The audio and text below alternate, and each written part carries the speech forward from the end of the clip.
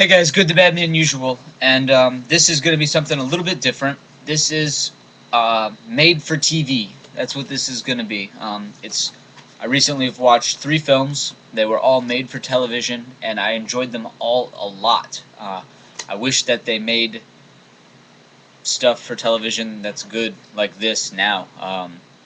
Anything made for TV now is reality-based, Jersey Shore, cat fighting, boring shit, really.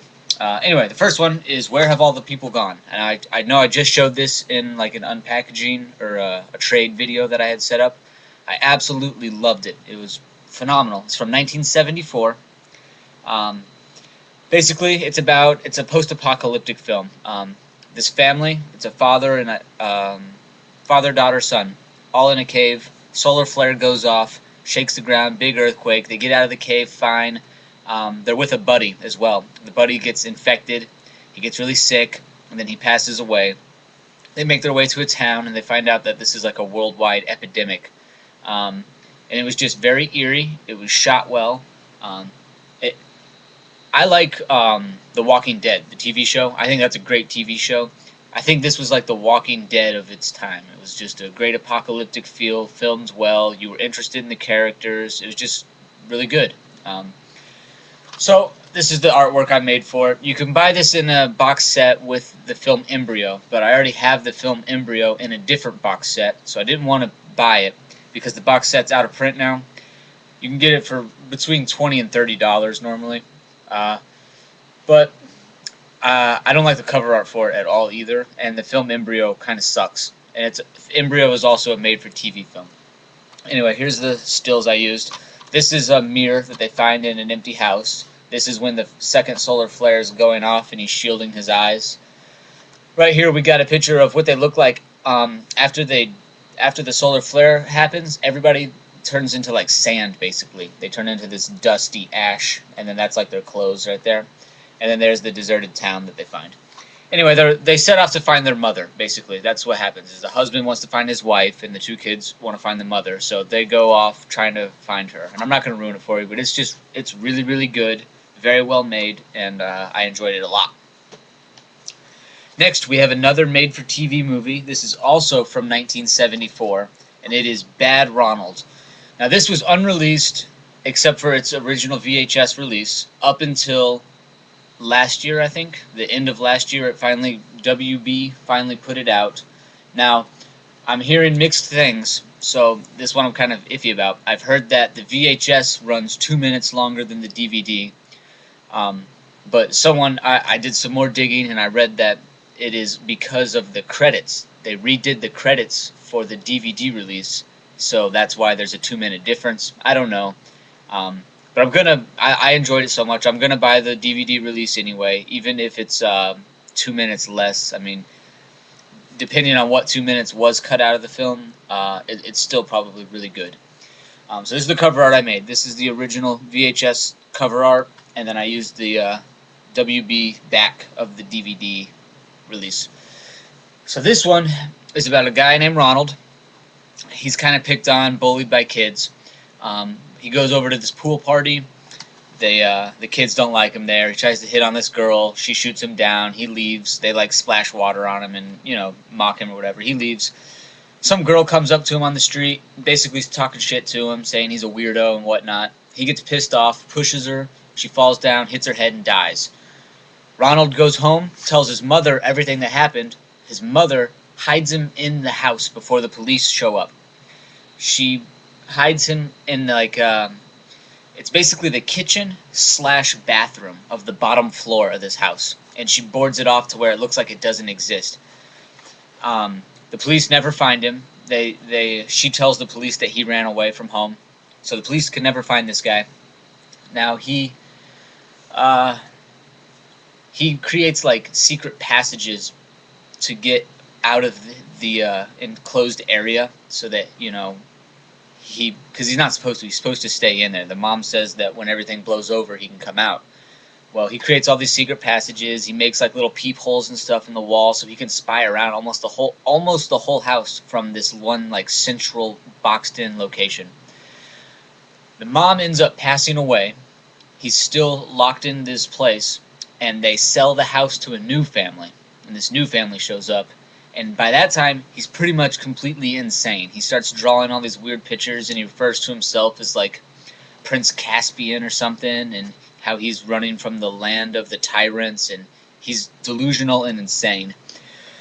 Well, one day the new family goes on vacation and leaves one of the daughters home alone, and he knows this, and he decides to leave his enclosed area, and all chaos breaks loose.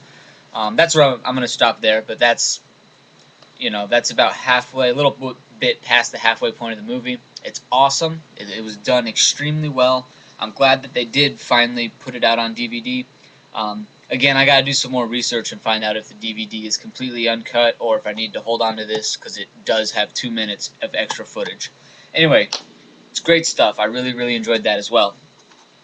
Now, the last one is actually a twofer. It's 2 short films that Jim Henson did for daytime television, and it was the first one is Timepiece from 1965, and this is what it looks like.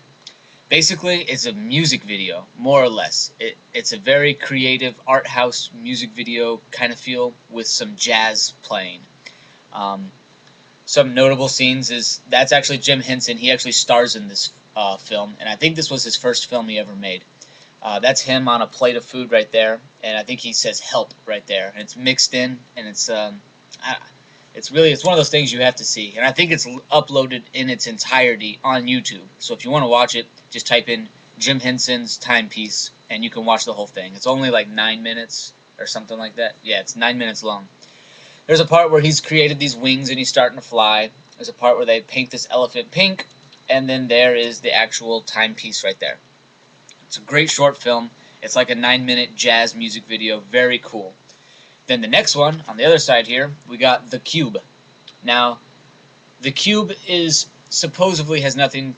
It was not... how can I say it? The guy who made the horror movie The Cube supposedly did not take this into consideration at all or anything like that. But I think that that's completely crazy. There's no way he didn't see this, and he came up with pretty much the same idea all by himself. It's basically a guy who is... he's trapped in a cube. He wakes up, he's in this white room. It's a cube. It has little doors hidden. There's the actual cube. You can see all the panels. The panels open up. People keep coming in and out and basically tormenting him. This is about an hour long. At the end, he finally does get out, and I'm going to leave it there. But it's just the cops break in and mess with him. He has a girl who comes in and starts flirting with him, and then she's all of a sudden like a psychiatric doctor, and then she gets up and leaves. It's really bizarre, really fun, really awesome. I enjoyed it a lot. I couldn't recommend that enough. Especially because I really like the Cube franchise. I like Cube, Cube Zero, and Cube 2 was okay. That was the one that was made for the Sci-Fi Channel. It was like Hyperbolic Cube or something like that. That was my least favorite out of all of them. But there's just no way that they came up with that franchise without seeing Jim Henson's The Cube. So anyway, that is 3 very awesome made-for-television films that I really enjoyed. Now, something else I'd like to mention. We just hit, we haven't hit, but we're right there at our 700 subscriber mark. Okay, without making a contest entry video, if you guys would make a video, submit it to this video, and say what your favorite made-for-TV film is, you will be entered into the contest to win all 3 of these. They're very cool. I love them. I'll pass them on to you. You will get all 3. And I thought that'd just be fun. We hit 700. That's kind of crazy to me that there's that many people that have subscribed, but we hit 700. So if you guys do that, it'll be a fun little drawing. I'm not gonna leave this one open too long, and I don't want you guys to say, like in your video titles, don't say contest entry for the Good, Bad, Unusual. This is just for people who actually made it to the end of this video. So if you endured the 10 minutes of whatever this is and you're still watching, then you're ahead of everyone else, because people are going to see the title of this and not think that's a contest.